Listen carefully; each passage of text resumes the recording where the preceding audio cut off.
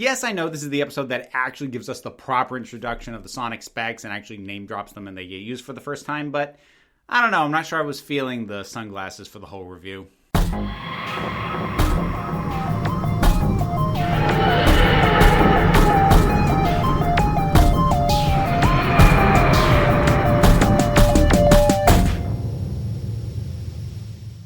Suppose it could just be ego, and I may just want you to bask in the glory of my eyes. Whatever. The Witch's Familiar, Part 2 of the opening two-part story for Series 9. And, a bit like The Magician's Apprentice, some really good moments, like some excellent moments, but a lot of little bits here and there. Things that I either had forgotten about or had chosen to ignore that I'm like, And now, looking at it again with more life experience, I can't help but notice these things. So, it opens with, there's Clara and Missy. So, obviously, they weren't dead. Which, again, just emphasizes how pointless having, they're dead as one of the cliffhangers to the previous episode. And again, it's not a surprise. We knew they weren't dead, but it's kind of insulting that you even tried to play it off like maybe they were. And especially if you're just going to immediately go, no, look, they're still alive. Like, yeah, we know. That said, I do still really like the interactions between Clara and Missy. Missy especially. God, she's got so much good stuff in this. I really love the pointy stick.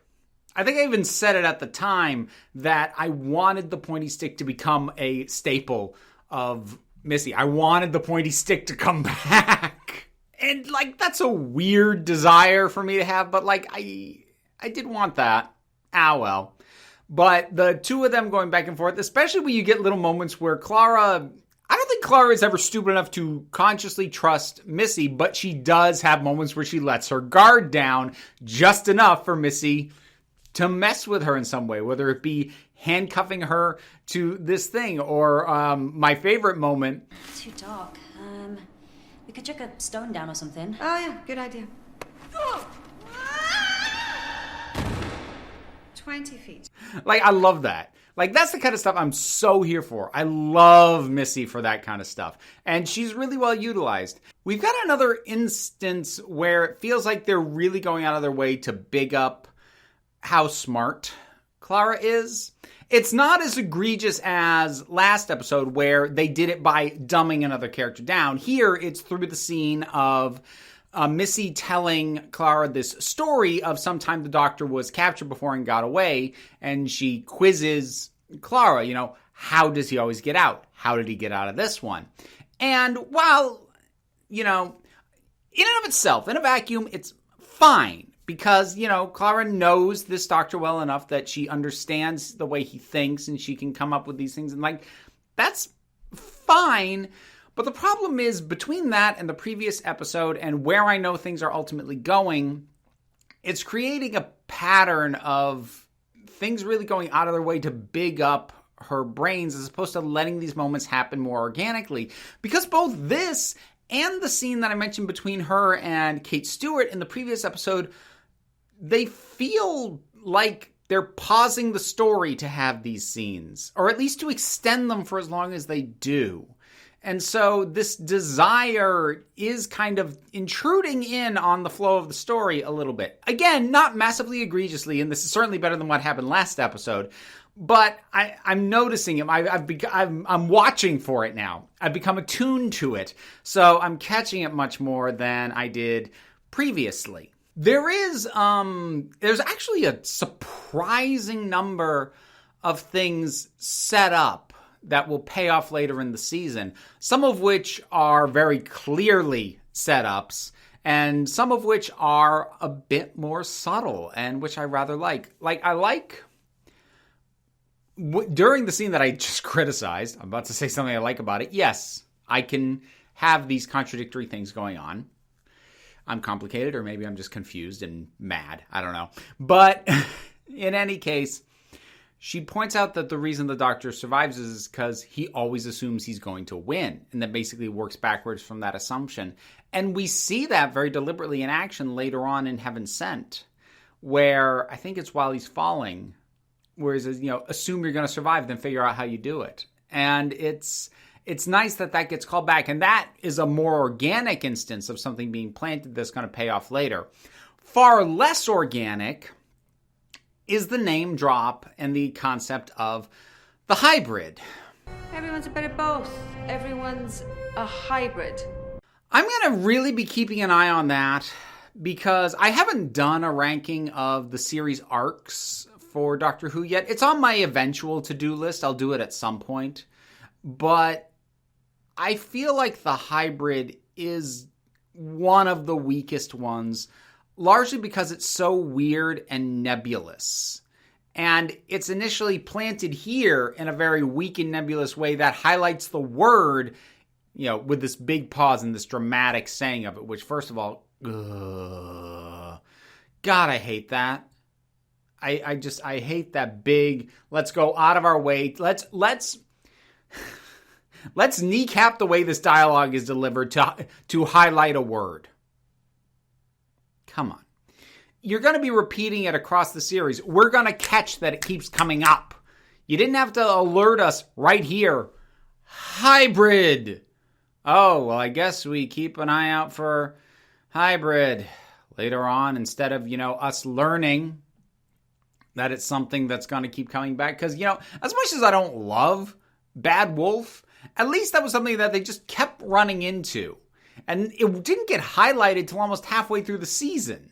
Actually, more than halfway. I think it was Boomtown. So, just a couple episodes from the finale, they finally draw attention to the fact that they keep running into that. Prior to that, they expected you just to notice, which shows more respect for the audience than this does. So, Davros and the Doctor, and their whole scene together, it's really good. It's really well acted. I mentioned Julian Beach's performance as Davros, doing a really good job of selling this person being at the end of their life. And the thing is, for the conversation that they have, even for someone like Davros, I buy it. Because I don't care who you are.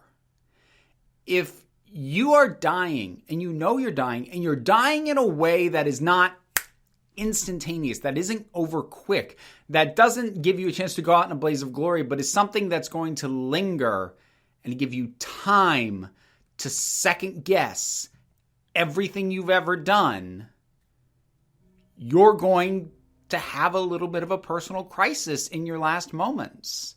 I think most people would, especially people who have done as big, sweeping, and, people saying you shouldn't be doing this sort of things as someone like Davros did. So, to me, that conversation tracks. It makes sense that even someone as vile as Davros, if he's at the end of his life, he would still ask, was I right? I need to know before the end. Was I right? Was I a good man? To which the answer is obviously no! No! But it's still valid for him to ask that. That makes sense to me. All of this gets undermined immediately because it's revealed to be a trap, which has two big problems with it. The first is, I buy Davros as a lot of things. I buy him as a technical genius. I buy him as a scientific genius, as a maniac, as a genocidal lunatic. I don't buy him as a world-class actor, which is what he now needs to add to his resume if he didn't break character for this whole thing and the Doctor didn't pick up on it. So that's problem number one with the scene. But even if I bought it, even if I didn't question that, it completely undercuts the scene that came before. And it wouldn't bother me if that scene hadn't been so good and gone on for as long as it did. If it had been quicker, If it had been the instant the Doctor starts to think maybe this is real, that, they lash him to the cables or whatever and siphon the regeneration energy out of him, fine. But the fact that the scene goes on for as long as it does, and it is playing on the Doctor's compassion, and it means that Davros is right. His compassion was a weakness. Now, I know from Davros' perspective it is, and he's trying to exploit that, but now the narrative is also saying that. The Doctor would have been better off if he'd never come and let a dying man just die.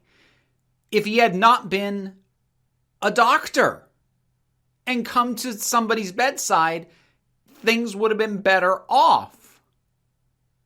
I don't like that that's what the narrative is saying, because structurally it is. Structurally, it's saying the Doctor made a mistake and he should not have had compassion for this person. And the other thing I don't like about this is that you can now never pull that trigger again.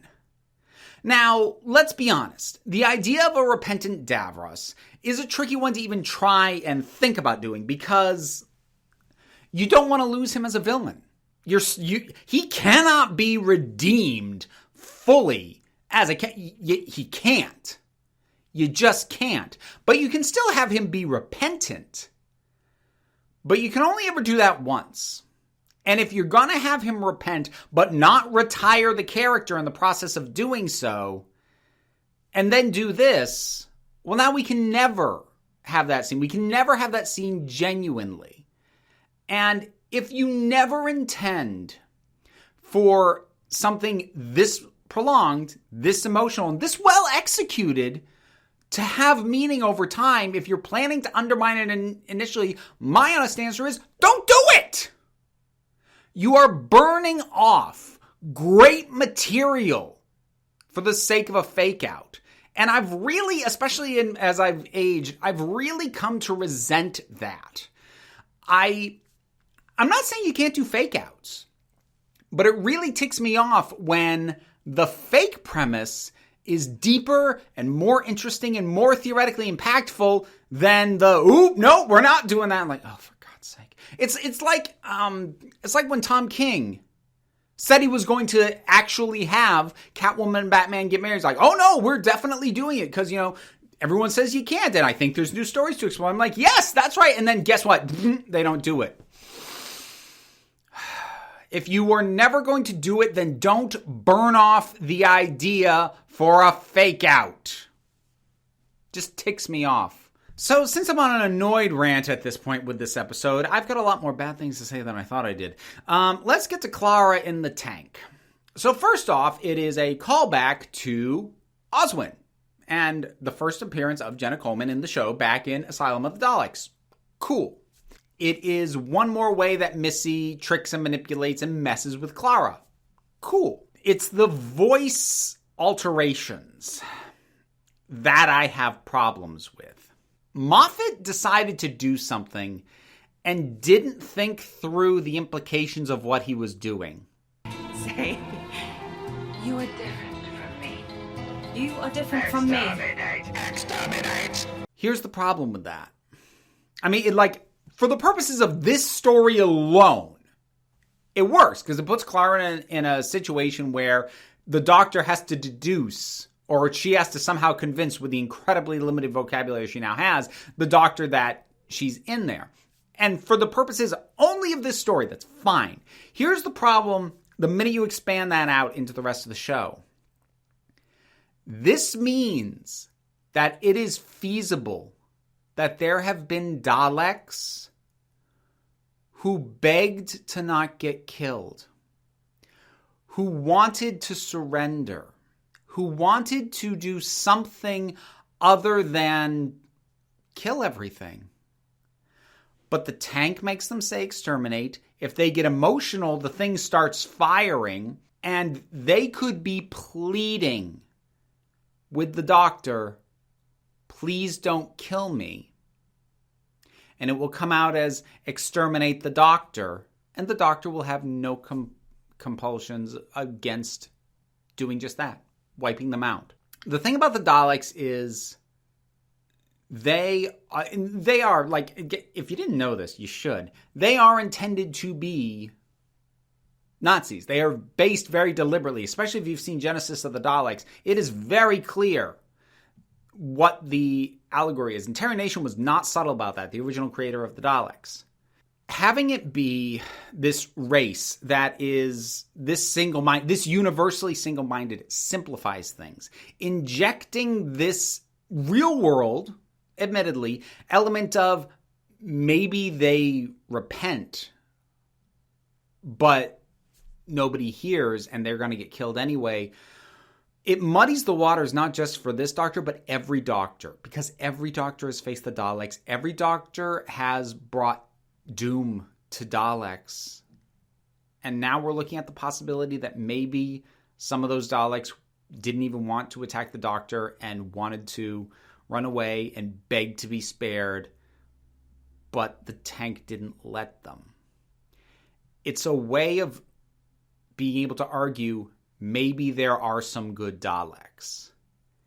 And I don't think that's an argument that should be made by Doctor Who, especially not for the allegorical influence of the Daleks. It muddies the water for who the Doctor is. It muddies the water for what the Daleks represent. I just do not think Stephen Moffat thought through the implications of this idea at all. He just did it. Trying to think if there's anything else positive for me to say. The whole sewers thing, that was set up pretty well. That was a decent payoff. Made sense. Tracked. For what was happening, it doesn't feel like as much of a technobabble, pull it out of your rear end kind of resolution. So, good work there. We had, as I said, the introduction of the sonic specs, which I know some people hate those. I like them. For the phase of his life that this doctor is going through, I think they make sense and I like them. So, in this story, actually, last episode, I forgot to mention, we also get the introduction of the confession dial, and that's, unlike the hybrid thing, that's a decent placement because it has utility within this story, so you don't necessarily think, oh, that's something that'll pay off later. There's maybe some implications like, well, what's he confessed to? But, like, it has usefulness and utility here already, so it's not as much of a blatant drop for stuff that will happen later as some of the other stuff going on. So that works pretty well. Again, this is mostly the performances. My issue largely is the writing and with some things undercutting other scenes.